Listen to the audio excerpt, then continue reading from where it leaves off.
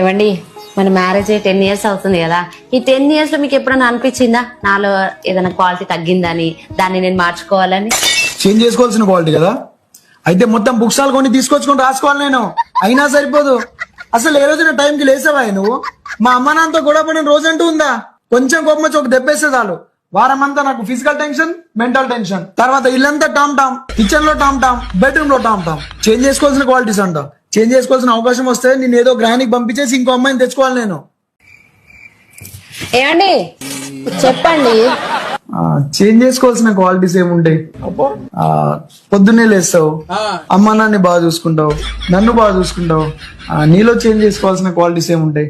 అయినా నువ్వు 100 out of 100 తెలుసా. పెళ్లి చేసుకోవాలనుకున్నప్పుడే నా పిల్లం ఇలా ఉండాలని చెప్పేసి పాయింట్ వైజ్ గా రాసుకున్నా, దేవుడికి అప్లికేషన్ పెట్టుకొని మరీ నేను ఇంటికి తీసుకొచ్చుకున్నా. నీలో ఏముంటాయి చేంజ్ చేసుకోవడానికి? నాకు తెలుసు నేను పర్ఫెక్ట్ అని.